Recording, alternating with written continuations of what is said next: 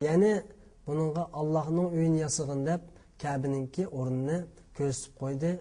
İbrahim ve İsmail bunu xushallik bilan qabul qilib, hozirgi bütün dünya musulmonlarining Kabe'si, qiblasi bo'lgan bu uyni, Beytullahil Haram, Haram masjidini bina qilishga boshladi. Ya'ni İbrahim alayhisolatu vassalam tamni qubratdi, İsmail alayhisolatu vassalam tashlab berdi.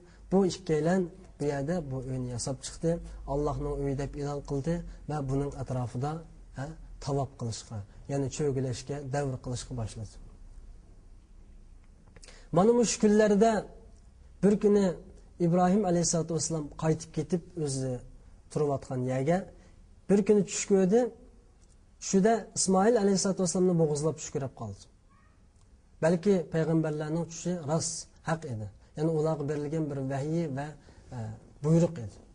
Shuning bilan u İsmail alayhisolatu vassalamning qashig'iga kelib, ya'ni o'g'lining qashig'iga kelib, "Ya İsmail, o'g'lim, Alloh meni seni bo'g'izlashga amr qilyapti. Allohning yana bir siniqi, yana bir imtihoni bizga kelyapti. Buningga qanday qaraysan ey bolam?" deganda İsmail alayhisolatu vassalam, "Ey ota, agar Allah sana meni bo'g'izlashga buyurgan bo'lsa, ilg'i bir jinimkan, 1000 jinim bo'lsa Alloh uchun fido emasmi? Allah nimani buyurgan bo'lsa, shuni ijro qilgin.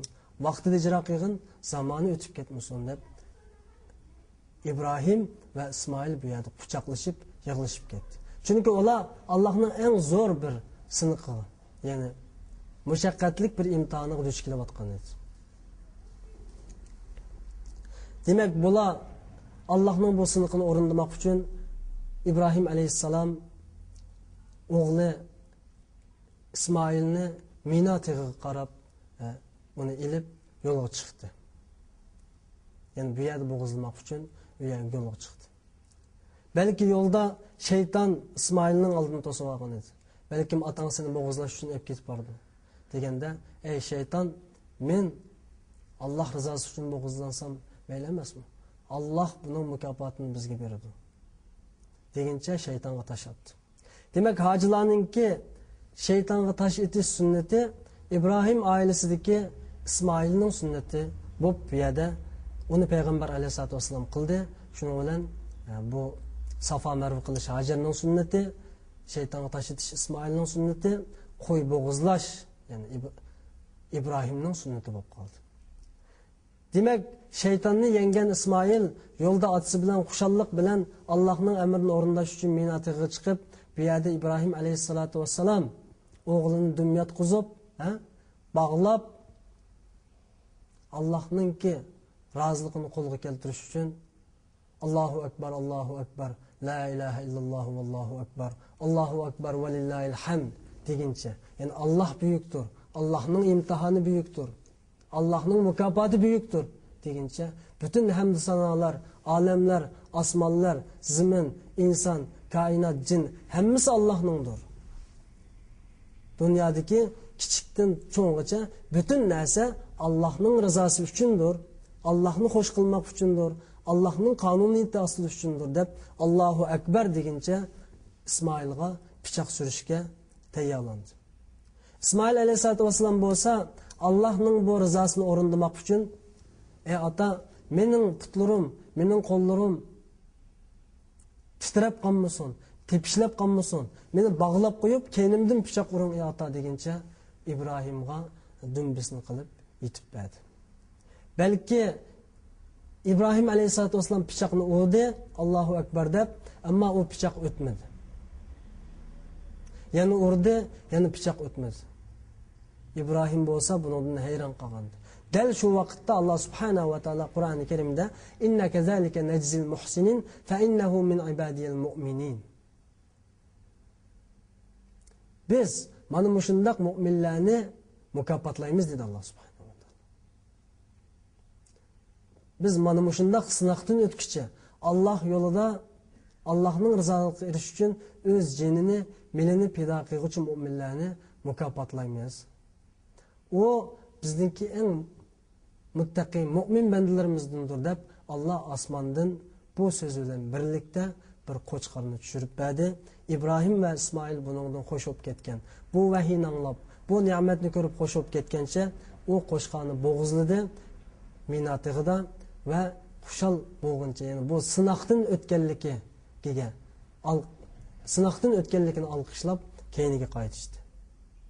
Demak, bu yerda hojilarningki qo'y bo'g'izlash, qurbonlik qilish, ya'ni Ibrohimningki sunnati bo'ldi. Demak, Ibrohim alayhisolatu vassalam va o'g'li Ismoil alayhisolatu vassalam Allohningki bir qator sinoqlarga duch kelgandan keyin va bu sinoqlarni nihoyatda kuchli iymon bilan yengib chiqib bu imtihondan o'tgandan keyin ular xushalliqcha oilalariga qaytishdi.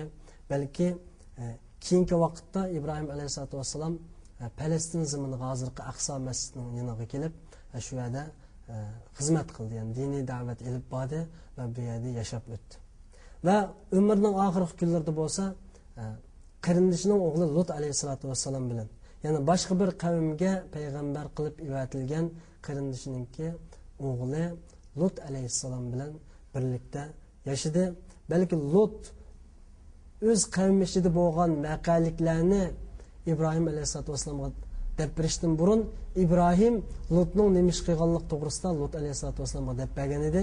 Lut bu yerda hayron qoldi. Ya'ni Ibrohim alayhisolatu vassalamga bir qism g'ayiblar ishlar Alloh tomonidan vahiy qilinib bildirilgan edi.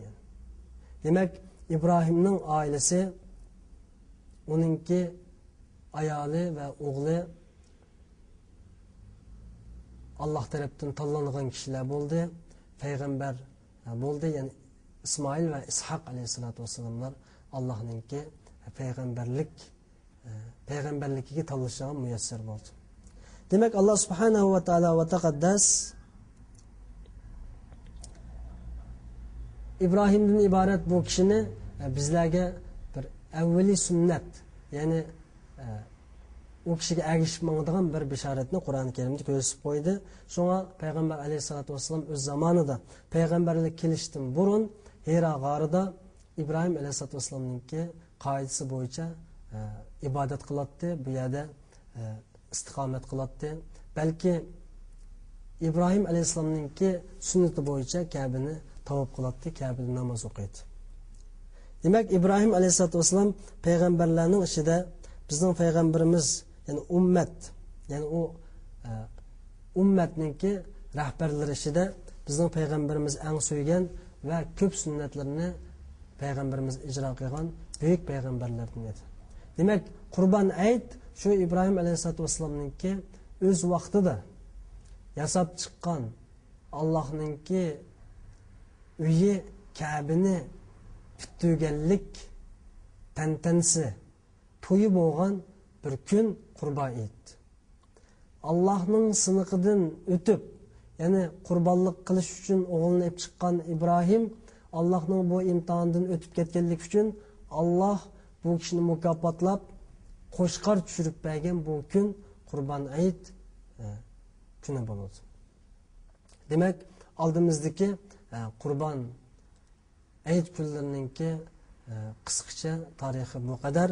Chunki buningki Ibrohim alayhisolatu vasallamning hayotida qilgan nurg'un hayot ko'rinishi, tarixlari bakmi uzun va murakkab bo'lgan, ayni zamondagi bir ijtimoiy hayot, turmush tasvirlangan bo'lsa-mu Qur'oni Karimda, ammo vaqt munosabati bilan biz Hayitga, ya'ni Qurbon Hayitni, buning kelib chiqishini qarindoshlarimizga bildirish uchun buni nihoyatda qisqa shaklda qarindoshlarga so'zlab o'tdik.